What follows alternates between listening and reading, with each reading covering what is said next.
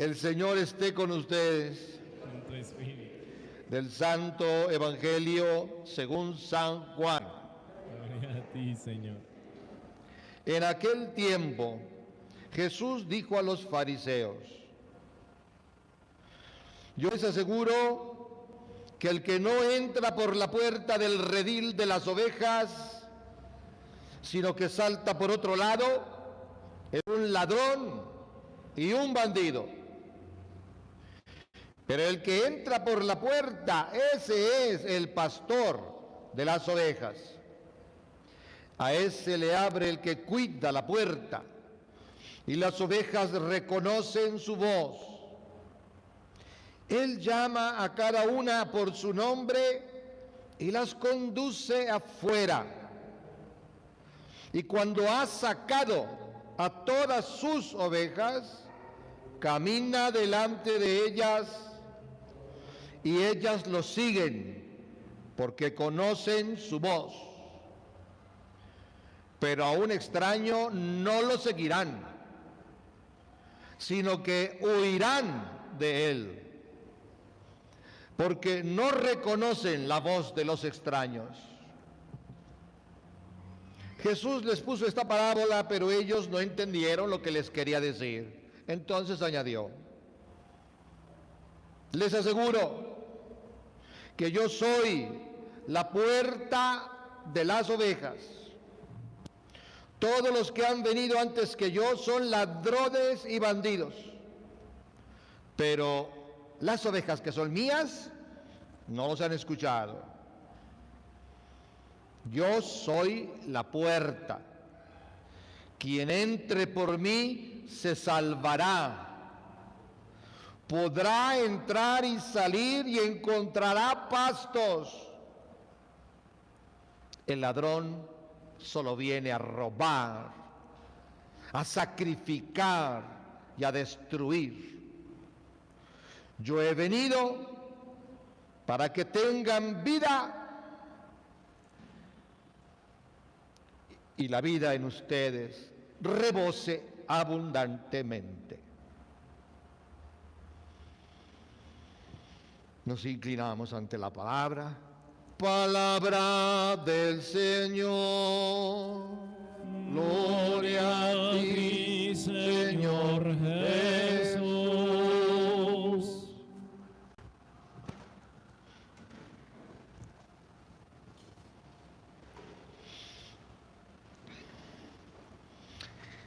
El Evangelio de hoy, en toda su brevedad, es sin embargo de una gran riqueza, porque está constituido con una serie de alegorías, de figuras simbólicas que utiliza el Señor para transmitir un mensaje liberador. Por eso siempre en el ciclo A se proclama dentro de la Pascua, porque eso es lo que celebramos pascualmente. De algo nos ha liberado Jesús, no solo de la muerte al final del camino, que ya sería bastante. Nos ha liberado de aquellas realidades que nos amenazan en la historia, antes de terminar el final del camino. Y entonces vamos a fijarnos un poco en las figuras que utiliza Jesús. Primero que nada tenemos que entender lo que era la religión judía en aquella época, porque Jesús se presenta como enemigo de esa religión. La religión no era solamente oraciones y liturgias que se hacían en el templo. La religión era un sistema ideológico ajeno a la Escritura, que se habían ido inventando los líderes judíos, multiplicando los mandamientos, las leyes. Dios había dado 10 mandamientos. En la época de Jesús ya eran más de 600. Todos igual de importantes, todos obligatorios. Y habían generado una esclavitud y una dominación sobre el pueblo. Además, los líderes religiosos utilizaban su mensaje de esclavitud, porque eso era un mensaje de esclavitud, para garantizar, por un lado, su posición económica como líderes del pueblo, pero también para negociar con los poderes del mundo, en el caso de la vida de Jesús, con Roma, que era el poder invasor. Entonces era una estructura de pensamiento, de dominación, que Jesús combatió fuertemente. Y entonces vamos a tratar de entender algunas imágenes que aquí aparecen. La traducción mexicana que ustedes tienen en su hojita dice que Jesús les dijo, yo les aseguro que, pero es interesante cómo viene en el texto original. En el texto original, que se escribió en griego, sin embargo ahí aparece una palabra hebrea y aramea, amén, amén, que nosotros utilizamos también en nuestra liturgia, amén. ¿Qué significa la palabra amén? Porque tiene su importancia. Jesús comienza estos dichos y va a utilizar 2 veces la expresión amén, amén, al inicio del pasaje y luego a la mitad. Amén significa lo que es sólido, lo que es firme. Viene de una palabra antiquísima del hebreo, hamán, que era ese enorme clavo, ese poste que se ponía en las tiendas del desierto para fijar las tiendas. De tal manera que no importa cuán fuerte fuera la tempestad que se desatara, como era común en el Sinaí, la tienda no se volaba, porque estaba firmemente arraigada gracias al hamán. Y entonces amén se utiliza, Jesús lo utilizaba, sobre todo en el Evangelio de Juan, para poner como en un encuadramiento una enseñanza que él considera fundamental. Si alguien se aferra a esa enseñanza que viene después del amén, amén, encontrará solidez en su vida. No importa cuáles sean las tormentas de la existencia humana, los vientos que pudieran arremeter contra la fe, lo que viene después del amén te dará firmeza. Amén, amén. Les digo, el que no entra por la puerta del redil de las ovejas, sino que salta por otro lado, es un ladrón, y no sé por qué la traducción mexicana le quitó el y un bandido. No viene una coma, viene una partícula, una conjunción, la conjunción kai, que significa y, o sea que son 2 cosas diferentes. Primero la puerta, y más adelante Jesús va a decir que la puerta es Él. Yo soy la puerta. Y al mismo tiempo, Él se presenta como el que pasa a través de la puerta. Santo Tomás de Aquino, gran teólogo de la Edad Media, explicaba que la puerta, cuando Jesús se identifica con la puerta, y al mismo tiempo esa puerta es la que le da acceso al lugar donde están las ovejas, es su propia persona. Jesús entra a través de sí mismo, es decir, Dios ha entrado en el mundo, en el escenario donde están recluidas las ovejas, a través de la naturaleza humana de Cristo, haciéndose hombre. Pero esa misma puerta, la persona de Jesús, su naturaleza, su modo de ser, esa será puerta para las ovejas, para poder liberarse de la estructura que las oprime. En el Evangelio de Juan, las ovejas siempre representan al pueblo, a las personas a las que Dios invita. Fíjense que algunas ovejas Jesús las llama, estas son mías. Otras ovejas están allí, en este recinto, que la hojita de ustedes dice redil, la palabra griega es aule, de ahí viene la palabra española aula, el lugar donde se reúnen los alumnos para recibir una enseñanza. Y este aule donde están las ovejas, es interesante como para Jesús el mundo entero, que es donde está el pueblo, donde están las personas, debe ser visto como un aula, como un lugar donde se puede, si uno quiere, aprender lo que importa. Si uno se deja guiar por los líderes de moda, por los que no son más que bandidos y ladrones, pues entonces no va a aprender lo fundamental para la vida. Y esto es importante por la manera como tiene Israel, y Jesús era un judío de pura cepa, de entender la palabra de Dios, de entender la ley. De hecho, al final la palabra pasto se utiliza para referirse a la ley porque se parecen mucho las dos palabras, nomen y nomos. Nomen son los pastos y nomos es la ley. ¿A qué viene el hombre acá?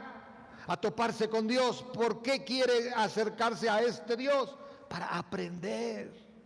El Dios de la Biblia no impone nada, no obliga a nada. Ha entrado en el mundo pasando por esta puerta que es la naturaleza de Jesús de Nazaret y ha dado una enseñanza. El que quiera seguir esa enseñanza, bienvenido, se convertirá en sus ovejas. El que no quiera vivir esa enseñanza, conserva su libertad. A Dios le duele, claro que sí, pero deja en libertad a quien no quiera escuchar el Evangelio. El Evangelio siempre es una oferta, una proposición, una invitación que se toma o se deja. Ni siquiera los que estamos aquí en esta aula, en este recinto, ni siquiera podríamos decir que somos ovejas del Señor.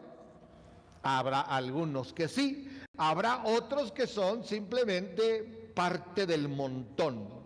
Ahí están, quizás porque tienen una visión mágica de la fe. Hay personas que van a la iglesia a pedir algo o porque alguien les enseñó que no ir era pecado. Se quedan como en la superficie, no logran tocar el momento de encuentro con el Señor a través de la palabra y a través de la Eucaristía. No logran llegar a ese ámbito. Entonces, en el aulen, en este gran atrio de las ovejas, hay todo tipo de ovejas. Sigamos con la comparación que Jesús quiere hacer y cómo quiere liberar a las ovejas de ese atrio de esclavitud que es la religión judía de su tiempo. Y pudiera pasarnos también si los cristianos reducimos el cristianismo a religión.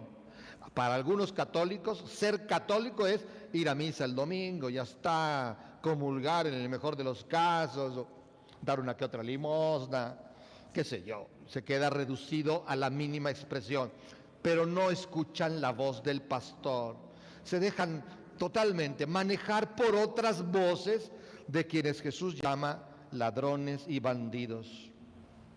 Pero el que entra a la puerta, pero es interesante, el ladrón y el bandido no entran por la puerta, saltan por encima del muro. Y la palabra que utiliza el Evangelio originalmente es saltar. Por eso algunas traducciones ponen salteadores en vez de bandidos. Pero hay una diferencia. El que salta es aquel que quiere entrar en tu vida sin que te des cuenta. Esas son, ¿verdad que sí? Las ideologías que se nos infiltran. El Estado es el principal infiltrador de ideologías en un pueblo. Pero además del Estado están los grandes poderes económicos, la publicidad, los mensajes subliminales. Y finalmente, pues los partidos políticos, ¿no? Que no hacen otra cosa más que intentar infiltrarse en tu vida para que tú les des tu voto. Todos los partidos políticos de todos los países. No hay uno que se salve de esto. Algunos quizás representan, en México ya no existe eso, pero en algunos países todavía hay algunos partidos que representan ciertos valores, que de alguna manera se identifican con una manera cristiana de ver la vida, como la defensa de la vida, por ejemplo, como la defensa de la libertad. Pero en general, lo que vivimos hoy, al menos en el mundo occidental, al menos en América, es una prevalencia de otro tipo de ideologías. Es aquel que intenta meterse en tu vida sin que te des cuenta. En cambio, y esto lo decía también Santo Tomás, la puerta, o el que está en la puerta, el que abre y cierra la puerta, el portero, y según Santo Tomás, es la razón humana. Si tú pones en función tus capacidades de discernimiento y no te tragas cualquier cosa acríticamente, tú sabrás distinguir quién es el verdadero pastor y quiénes son los bandidos que se metieron saltando por el muro.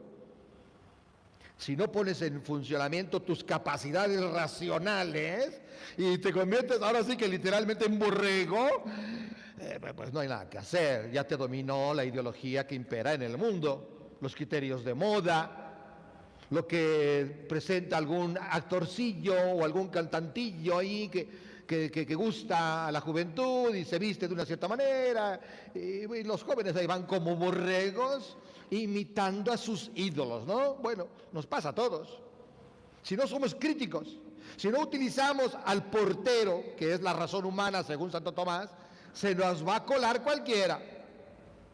Y entonces el hombre está invitado a tomarse en serio las cosas que asume en su vida y a desechar las que no le sirven, las que no le ayudan a crecer. Estoy preparando otra vez el taller del perdón que doy 3 veces al año. Es un taller muy, muy bonito porque está estructurado con elementos de la espiritualidad bíblica del Antiguo Testamento y del Nuevo, y con herramientas del coaching y de la programación neurolingüística. Y me acabo de topar hace unas semanas con un libro que no conocía yo sobre el perdón. Y el autor, que es un sueco, dice, el perdón muchas veces tiene que ver con la decisión que la persona toma de sanar su corazón. A veces tiene que ver con una obligación. Tienes que perdonar a tu jefe, si no lo perdonas, le sigues poniendo mala cara o tirándole el café encima, te queda poco de trabajo. A veces perdonas porque no te queda alternativa. Hay mujeres que perdonan al bandido de su marido porque el mundo sin el marido y la seguridad, por lo menos económica, que el marido proporciona, les parece imposible de sobrellevar y se aguantan a ese sátrapa que por lo menos da dinero a la casa, ¿no? Hasta que llega el momento en que decides con qué quieres vivir. También en la selección de las amistades entra nuestra capacidad de discernimiento. A esta persona, ¿la quiero seguir teniendo en mi vida? O ya no la quiero tener en mi vida. Y eso no significa desearle ningún mal, no. Significa que selecciones un poquito más a las personas que realmente aportan a tu vida cosas positivas, cosas que te desafíen a ser mejor, a crecer. Y hay personas que tienes que ir dejando en el pasado. Yo tuve muchísimos amigos en la prepa, me quedan 3 y contaditos así. ¿Qué 3? Y tuve más de 100 amigos, si se puede llamar eso, amigos, ¿no? Y tienes que ir haciendo filtro. Hay personas que no comparten mi fe, hay personas de esa época que consideran que la iglesia me lavó el cerebro y que sigo perteneciendo a esta institución manipuladora de las masas, qué sé yo, y siguen sorprendiéndose de que yo siga siendo cura, de que no haya visto la luz, ¿verdad? Y que siga atrapado en esta institución de la Edad Media, qué sé yo, me dicen cada cosa. Bueno, pues por eso yo ya no estoy en tu vida y tú ya no estás en la mía. Para mí la fe es lo que le da sentido a mi existencia. Si tú no lo compartes, pues no compartamos más nada. ¿Qué vamos a compartir? ¿De qué vamos a hablar? ¿Del último coche que te compraste? ¿De la política? ¿De López Obrador o de los otros partidos? ¿De qué vamos a hablar? La capacidad de discernir. Este es el portero que abre la puerta. El que entra por la puerta es el pastor de las ovejas. Con este doble sentido de la puerta, acuérdense, la naturaleza misma de Jesús, la naturaleza humana que el Verbo, el Hijo Eterno de Dios, asumió, fue su puerta para entrar y proclamar el reino de Dios en medio del aula, en medio del mundo, del gran foro que es el mundo. Ahí están todos escuchan esa voz, pero no todos serán ovejas. Las ovejas suyas, y eso es lo que dice el texto griego. Aquí la traducción mexicana haría pensar que todas las ovejas reconocieron su voz. No es cierto. Eso no dice el texto griego. Las suyas reconocen su voz. Él llama a cada una por su nombre. O sea que hay un doble conocimiento acá. Por un lado, las que son suyas, que son las buscadoras de la verdad, las buscadoras de plenitud, las buscadoras de un sentido que tiene que estar más allá del poder político imperante, que era el Imperio Romano, o de las categorías que nos hacen sentir cada vez más hundidos, como eran las categorías de los sacerdotes de la época, los que explotaban al pueblo. Tiene que haber algo más que eso. Y cuando empiezan a escuchar la palabra de Jesús, la enseñanza de Jesús, les hace sentido. No te conviertas a la fe cristiana si no te hace sentido. No tienes por qué hacerte cristiano si no encuentras en la propuesta de Jesús una fuerza liberadora, una fuerza de consolación, una fuerza de iluminación. Reconocen su voz, la han estado esperando por siglos, pero además Él las conoce a ellas. El conocer en la Biblia, conocer el nombre, porque es lo que dice, Él las llama por su nombre. Conocer el nombre significa conocer el misterio más profundo de alguien. El nombre para nosotros no es eso. Nosotros venimos de la cultura griega, no de la cultura judía. Para los griegos el nombre es una etiqueta que le pones a las cosas para distinguirlas unas de otras y a las personas para distinguirlas. En el judaísmo el nombre refleja la identidad profunda. Por eso Moisés le pregunta a Dios en el episodio de la zarza: ¿cuál es tu nombre? ¿Quién eres? Para que yo vaya a cumplir esa misión absurda que me estás proponiendo, de sacar al pueblo de la esclavitud, de enfrentarme al faraón. ¿Quién eres? ¿Cuál es tu nombre? Y Dios le dice un nombre que es suficiente para que Moisés se mueva. Soy el que soy. Aquí no me meto a explicar ese nombre, que tiene una complejidad impresionante. En el hebreo, Eyech Asher Eyech significa: soy el que ya estuvo antes con tus padres, Abraham, Isaac y Jacob, el que está ahora contigo y el que estará mañana cuando te enfrentes a Faraón, mañana cuando tengas que convencer al pueblo, mañana cuando haya que abrir el Mar Rojo, mañana. Por eso el Apocalipsis, aplicando la definición de Eyech Asher Eyech, soy el que soy, llama a Cristo el que es, el que era y el que ha de venir, el que abarca todo el tiempo, todo el arco de la historia. Ya estuvo en tu pasado y te preparó, está en tu presente y te llama. Te garantizo que estaré en tu futuro y te salvaré. Las conozco por su nombre significa sé lo que cada una necesita. Sé de qué pie coge a cada una y no vengo para juzgarlas. Yo no he venido para juzgar al mundo. Mi palabra ya juzga a cada uno. El que la rechaza se juzgó a sí mismo para condenación. El que la acepta se juzgó a sí mismo para salvación. Y cuando ha sacado a todas sus ovejas, las otras se quedan allí, como le pasó a Moisés.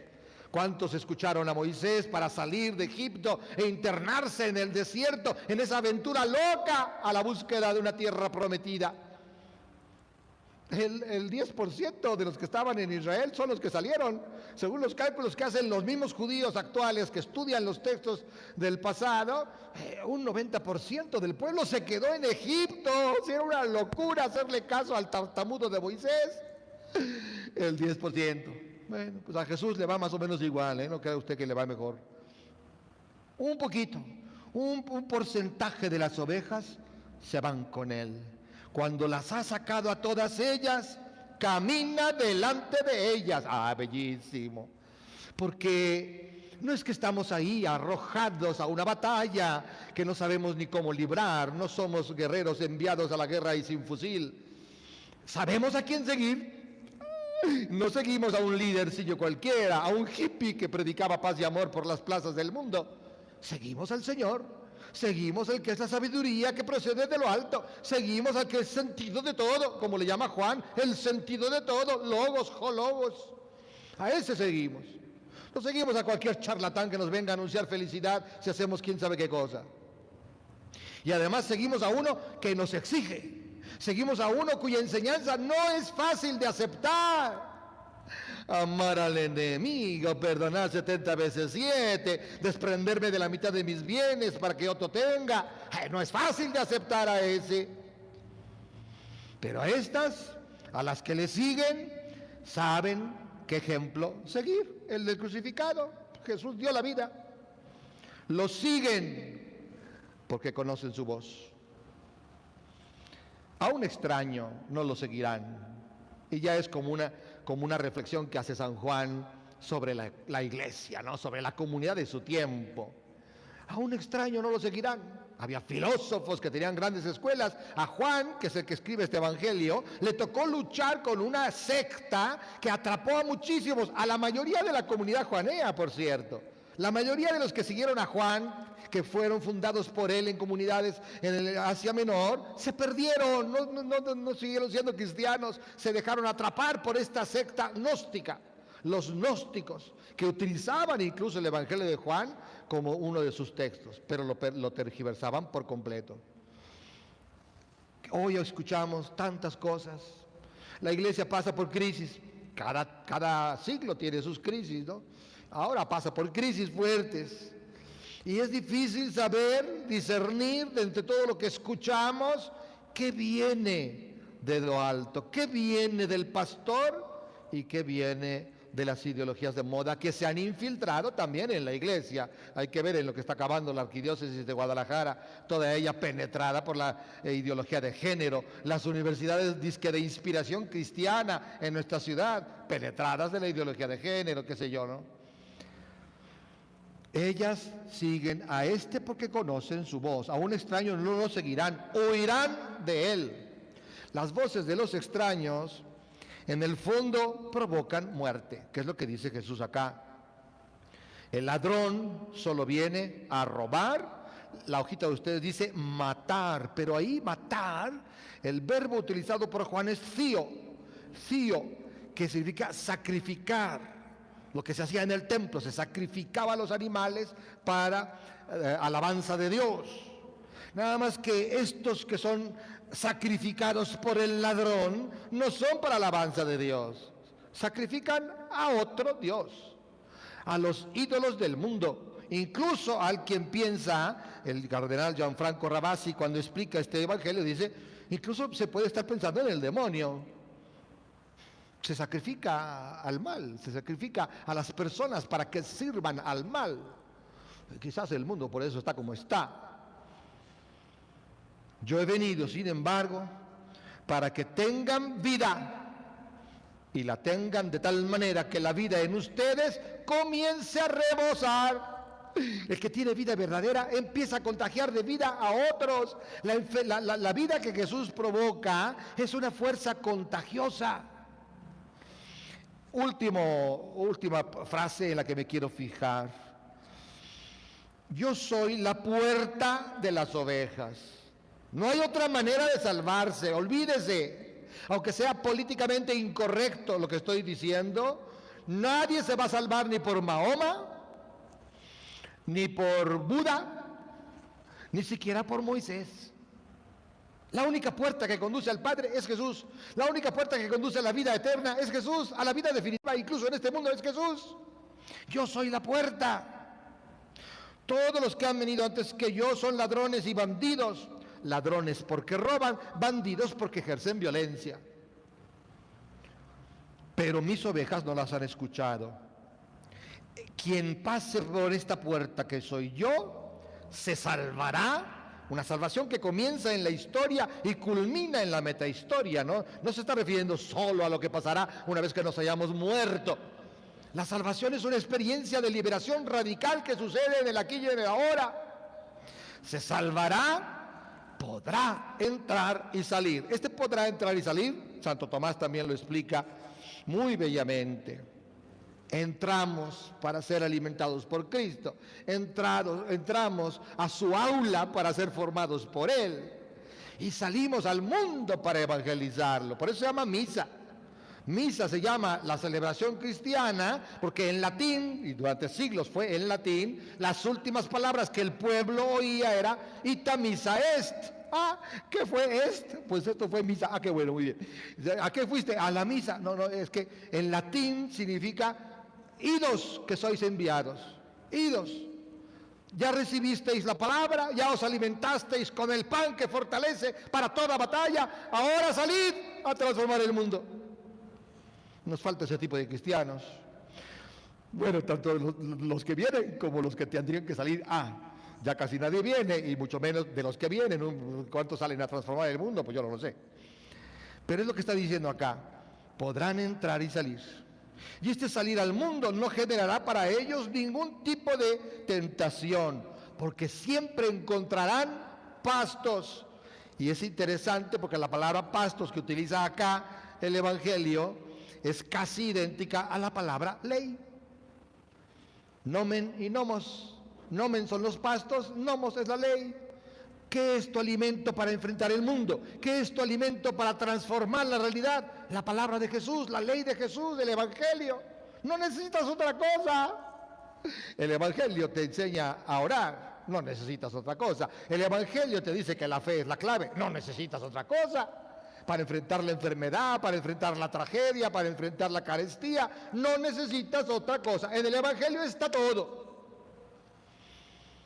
Bellísimo texto de Juan.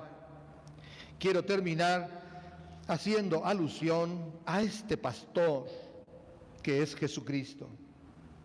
El pastor que cuida a sus ovejas. ¿Quién de nosotros no se ha sentido solo alguna vez? ¿Quién de nosotros no ha pasado por la confusión? ¿No ha pasado por el desánimo? ¿No se ha sentido agobiado por los problemas de la vida? Si tuviese la capacidad de levantar la mirada y contemplar a aquel que ha sido capaz de darlo todo por el hombre, entonces encontraría fortaleza. Ayer celebramos a una gran santa, Santa Catalina de Siena. Decía esto Santa Catalina de Siena: ¿cómo no confiar en vos, que habéis dado vuestra sangre por esta pecadora? ¿Cómo no despreciar el mundo cuando solo en vos encuentro belleza y fortaleza? ¿Cómo no querer imitaros en vuestro servicio a través del sufrimiento y de la entrega total a quienes no se lo merecían, a quienes eran vuestros enemigos?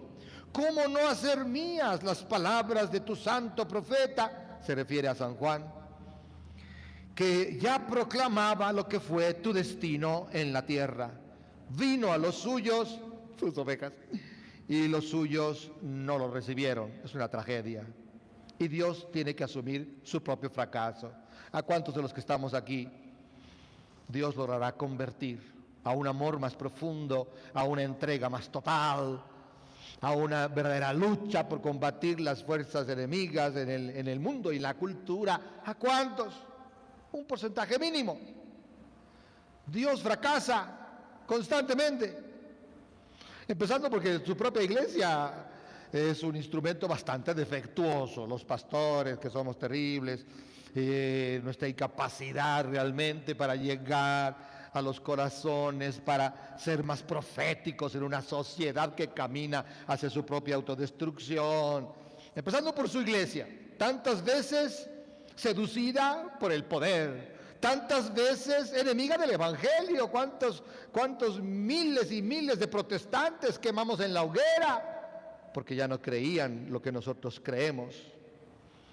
¿Cuántas veces hemos callado porque los poderosos que construían nuestras iglesias y nuestros seminarios cometían fraudes, cometían robos y homicidios, violaban el Estado de Derecho, y nos hicimos de la vista gorda, salvo algunos heroicos pastores como el mártir del Salvador, Óscar Arnulfo Romero?